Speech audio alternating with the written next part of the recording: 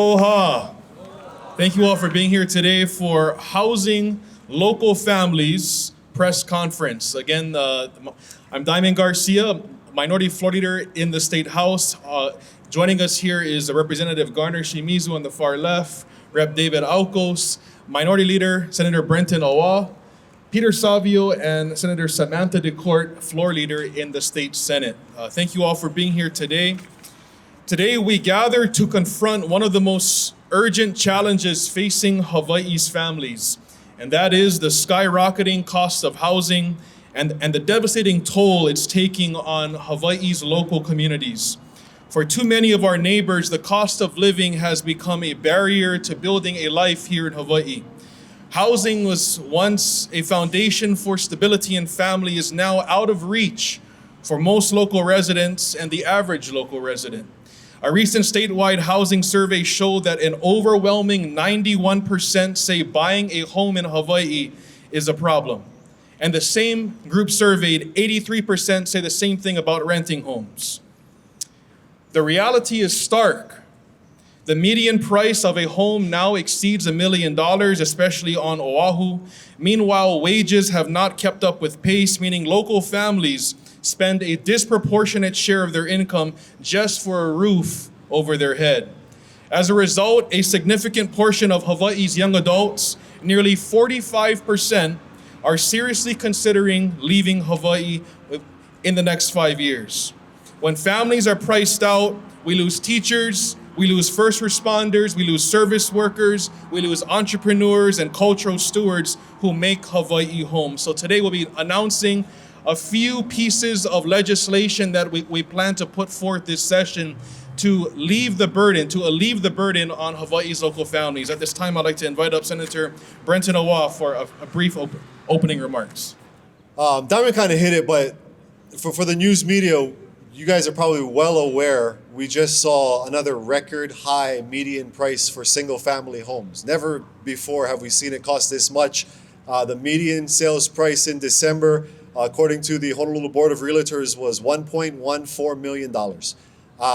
I just had a conversation this morning with a reporter, and when I left my old station, I know that reporters were coming in making $44,000.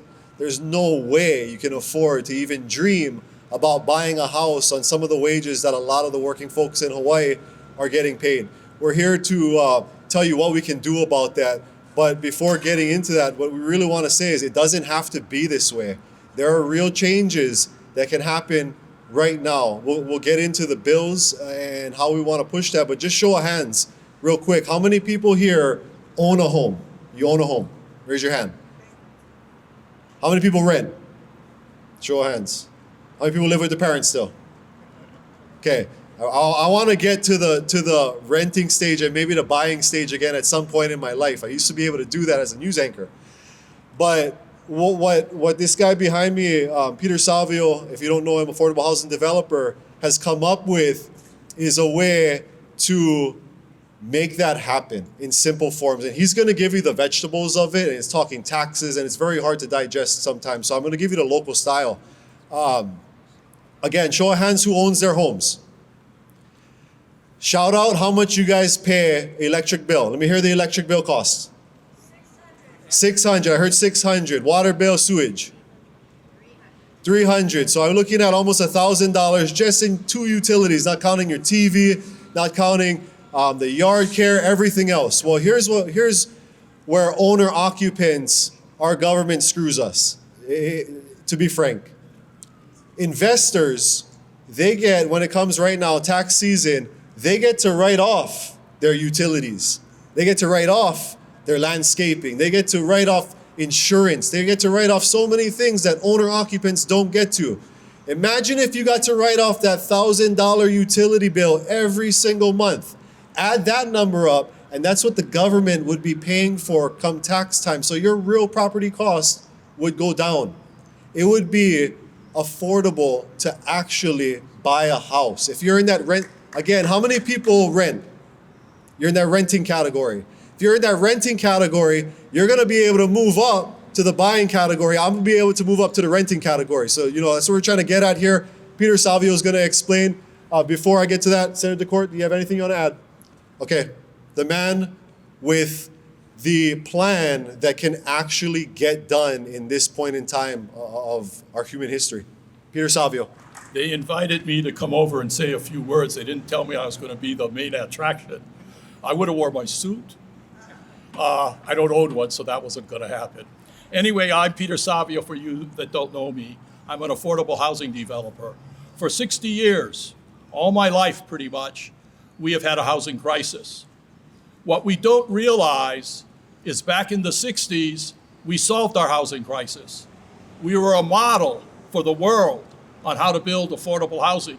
Singapore came to Hawaii to learn what we were doing so they could duplicate it in Singapore. We shared it with them. They went back and did it, and they are the most successful housing country in the world. 95% owner-occupied. We gave them the idea. We told them what had to be done. We were doing it, and we were succeeding. But then we lost our way. Our politicians took their eye off the ball, and they failed. And they've continued to fail for 60 years.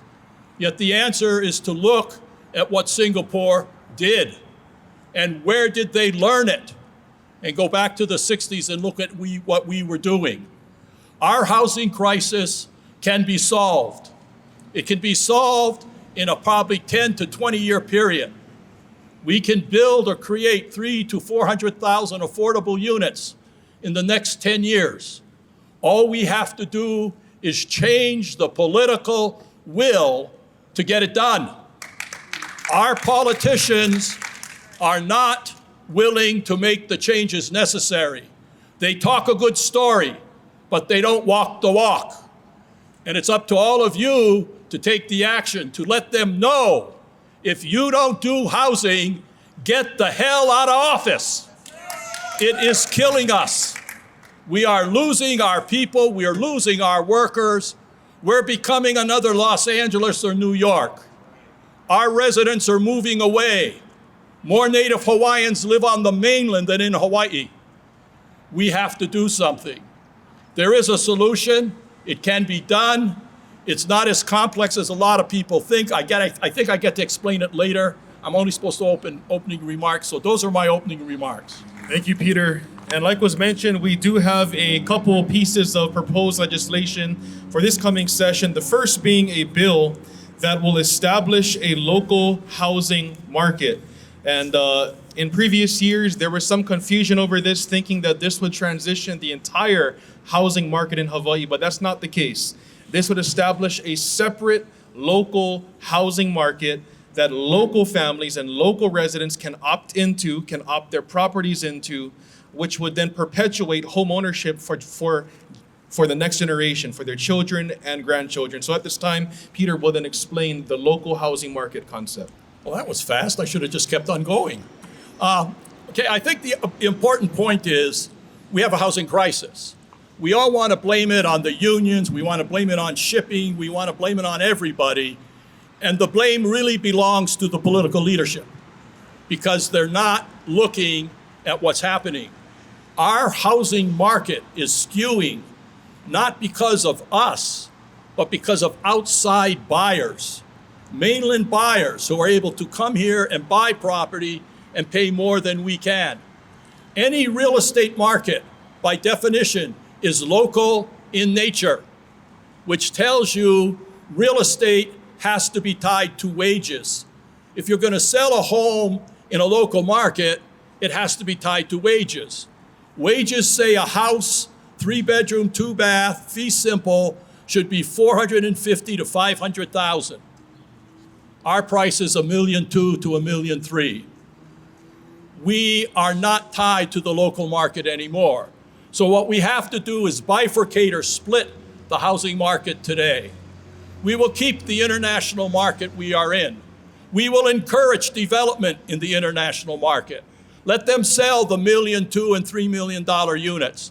Let them pay the higher taxes. But we want the $200,000, $300,000, $400,000, $500,000 units for our people. The key is we don't change the price. We cannot control the price. because so many components go into housing. The one thing we can control is the monthly payment. And if we change our laws, if we make a few changes in our tax code, all of a sudden, $1 million home will have the same payment as a $500,000 home. Now it's affordable for our average worker. A $300,000 condominium would have the payment of a $150,000 condominium. Now it's affordable for our workers. So the secret is, let's reduce the cost of ownership. One way to reduce the cost of ownership is to increase the tax benefits. And I think everyone understands, when you buy a house, your monthly payment might be $4,000 a month, but you don't pay $4,000 a month. You get back $1,000, $1,200 in the form of tax refunds for the interest and principal. So housing is already subsidized. Now, if you are an investor and you're part of our government's program to build rental housing, they're talking about building 20 to 30,000 rental units. Absolute ripoff. Evil. Rental housing steals wealth. Rental housing gives wealth to the owner of the building, and it takes wealth from the tenant. Rental housing is the worst thing our government can do. If we need housing, we need a tenant-owned building. The tenants own the building, not the investor. But what happens now if we change our tax code and we treat them like an investor, and we say you can deduct the interest, the property tax, the maintenance fee, the water, the electricity, the insurance, the repairs, and you get depreciation, that house or that apartment, the cost of it has been reduced by 60, 70%. So instead of giving all the tax benefits to the wealthy mainland haole, keep them for our people and subsidize housing. It's actually that simple. It's a little more complex and there's a lot more that goes into it, but it's really, we give away the wealth. People are building rental buildings in Honolulu because they can make money. Yet we're saying we can't build housing our people can afford, but we can build housing they can rent. If we give them the tax benefits we give to the wealthy investor, they can afford to buy. And if we change our tax codes, it will also apply to existing homes. We can start buying existing homes. And $1 million home is going to cost you what a $300,000 or $400,000 home would cost. We have the solution. It can be done. I'm coming out with a book in probably a couple weeks that explains it in great detail. If you're into the housing market and you want to understand it, I suggest you read it, because I think it's a little easier than listening to me talk about it to actually see the numbers and the examples and get a good understanding of what this program is all about. It's Hawaii first, local guy first, it's bring our people home. We can do it. We just need to get our act together. We need to get the legislature and our political leaders to understand now is the time to have the courage to try something new. Thank you. So I remember when I used to stand behind those cameras logging like Maher Richardson over here, and for me, it took me about 3 times of hearing Peter's tax breakdown and setting aside homes for this new thing to really get it. So to break down in simplest forms what he's talking about and how we're going to do it, how we're going to try to do it here in the state, but we can do it, we think, on the federal level. When he talks about the tax benefits, that is something that Congress changes. And so our request, we have a resolution. We'll hand it out to all of you who want it. But we have a reso, and what it's doing is simple reso. We're asking the Hawaiʻi State Legislature to come together and formally ask Congress to change the tax code so that owner occupants can get the same benefits and write-offs as wealthy investors. That's simple. And then, because right now nobody in Congress who's representing us is asking that. And we have, as you guys know, a body that's all in line for the most part. There's all that drama behind the scenes too. But anyways, that's one of them. We're calling that the Master Key Reso. Master Key open a lot of doors for locals. The other one, when he's talking about us with our lower wages competing with outsiders, whether it be foreign or inside America, what we're trying to do there, we're all familiar with the stories of BlackRock and everybody else trying to buy up single-family homes. We are working on the About Time Bill version 3 to stop that. We'll get that out to you guys shortly. But those two kind of address what Mr. Savio is talking about, and as well as the House bill that's going to come out on Representative Garcia's side. We are open for questions now. There might be a lot, I'm guessing, for Peter, but feel free. Guess what? The state has a tax law. If our federal government can't do it, the state can do it. Not as great a benefit because the tax is smaller. Listen, every excuse that exists for not doing it is an excuse. We are desperate. We need to have it done. I'll be happy if we get the 7-8% tax or whatever it would be for our owners with only the state of Hawaii tax code, right? We follow the federal tax code. Doesn't mean we can't change the rule and have a special one for owner occupants. And maybe if we do it, we can encourage the federal government to come along. Federal government is where the majority of the tax money is. The federal government, if they do this, everyone in Hawaii, everyone can afford to buy a house. It's that much of an improvement from where we are right now. So it is critical. Do you think you have the political will this year to make that kind of changes? I have the political will, doesn't mean our legislature does. In my book, I'm very clear. If you don't pass the laws, if you don't get it done, quit. Get out of the office, get out of the way, let some young kid come in. Let someone younger come in who has the passion, who sees what's happening. Our government is, I think, hiding from us how severe it really is, and they can't anymore. So, I mean, everyone realizes there's a problem. But there's been a problem for 60 years. They're doing the same old thing over 60 years.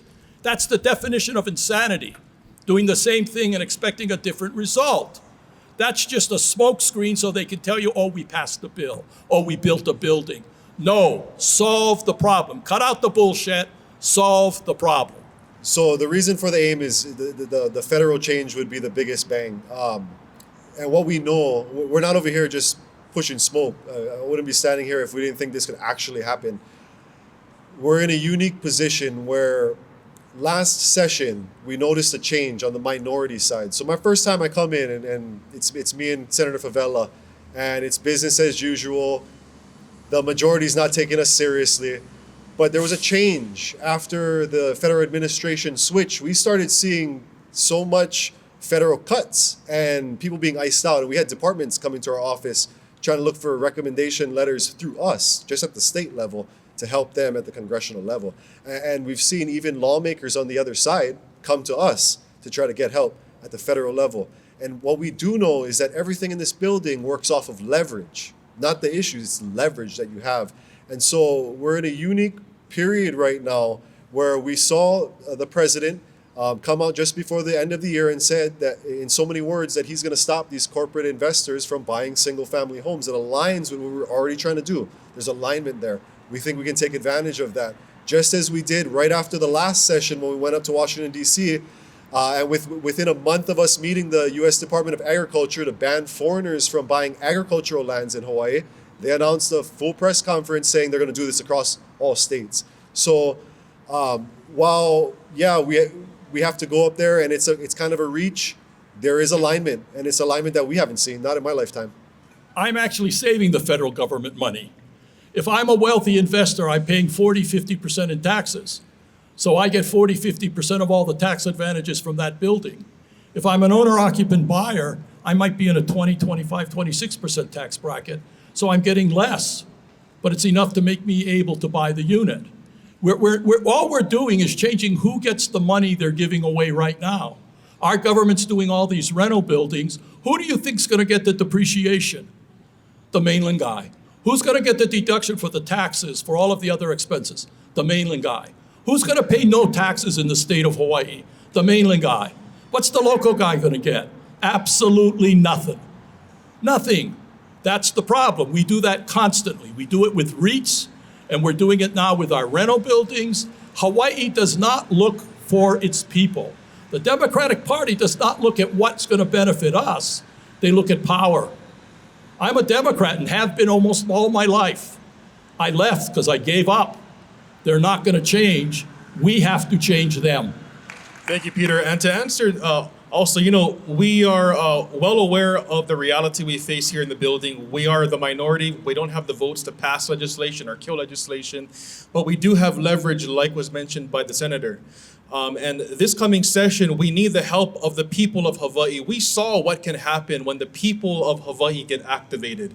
We saw what can happen, for example, last session, multiple bad bills dying when the people are activated. So that's what we're appealing to today, is to the people of Hawaii and to the media as well, to get this message out to the people, because we believe when the people hear this common sense solution, they'll fall in line, they'll support this, and urge their elected representatives in this building to make that change. Any further questions? Yes. Thank you, Gary. I can't speak for the governor, but for the resolution itself, that does not require the governor's approval or signature. But for the bill to establish a local housing market here in Hawaii, that would require the governor's signature. And he could veto it, but I doubt there'd be enough votes for an override. That's assuming we get the bill passed through the entire session. So that's the hurdle at this point, is to get the bill heard. That's the first step, is to contact the committee chairs to which the bill and resol has been assigned to request that they schedule the bill and resol for a hearing this session. So thank you. Peggy. No offense, but again, he's a really good guy, and he really cares about housing. But like most politicians, he doesn't have a clue when it comes to housing. And when I talked about the Singapore solution back in the 90s, they misunderstood. Singapore did not develop a housing solution. Hawaii did. Hawaii gave them the concept and the information. They went back and developed it, and they were successful. We were successful in the 60s. We were building 20,000 homes a year when our housing market was like 100,000 homes, right? Today, that would be 40 to 50,000 homes a year. The Singapore solution is so simple, people don't get it. Their solution is quite simple. Do not build rental housing. That's their solution. Build housing for our people. Make our people owners. I don't care if it's leasehold, fee simple, I don't care how it's financed. The key is you don't sell to investors. We forget real estate is not about home ownership. That's part of it. But real estate creates wealth, big wealth. If you bought a home in the 60s, it cost you $25,000 and it was unaffordable. You couldn't afford it. You had to borrow money from your parents and get co-signers. Your monthly payment was probably $250 a month. You couldn't afford it because you were earning $600, $700 a month, husband and wife both working. Today, it cost you $29,000 in interest to buy that house. Today, it's worth $1 million. If you rented that house, you paid $1,550,000. You want to know where your wealth goes? Rent. Who gets the rent? The landlord. Who does our legislature protect? The landlord. Who does our legislature solve the housing crisis with? Landlords. What the hell about the people? What about the tenant? That's what they're missing. The Singapore solution is do not work with wealthy landlords. Do not build for investors. Build for owner occupants. That's simple. Thank you, Peter. And we'll take one last question from the media, if there's a question from any of our media that's here. I've been pushing this solution for years. And usually you get, oh, it's a great idea, yes, but I don't want to lead the charge. Find someone else. Go talk to so-and-so. Nothing ever comes about. It's a lack of leadership. Sometimes if you're in politics, it's better to have a problem that can't be solved because you can't be blamed for it. And I think housing has become our crutch for our legislature. When they want to feel like they're doing something, they'll build a rental building, steal some more wealth from our people, but say they're helping. There's no reason that it's not being done. I don't think people have thought about it this way. I've talked about it. Even what I spoke about 5-10 years ago, today I have a completely different view because situations have changed. The solution from 10 years ago won't work today because our market is skewed even more. This solution is designed for where we are today, and it will work. We just need to make a few changes. Again, that's why I can't imagine it not succeeding. If they read the book, if they understand it, they're going to have to sit there and go, well, wow, this might work. And if they don't think it's work, they should challenge me and let's debate it, because if I'm wrong, we'll come up with another solution. We have to have a solution. Our boat is sinking. It's been sinking for 60 years. We cannot wait any longer. We're going to have no workers left. We're going to be importing workers from overseas. We can't afford houses. What makes you think they can afford housing? We're killing ourselves because of our inaction and our lack of knowledge about real estate and how to make it work. You got to remember, my plan is not going to affect the developers that are building today. They can build to their heart's content and they can sell to the mainland guys. I don't care, because they're paying higher taxes. In our programs, there's lower taxes, property taxes, right? The other thing is, if they can build an apartment and sell it, they can also build a government subsidized project for the local guys, okay? So the solution is really, it's not, I don't want to say it's not a major change, it's a change in attitude. We don't look at housing for appreciation. We don't look at housing as money. We look at housing as a place to live. We understand the importance of our people needing housing.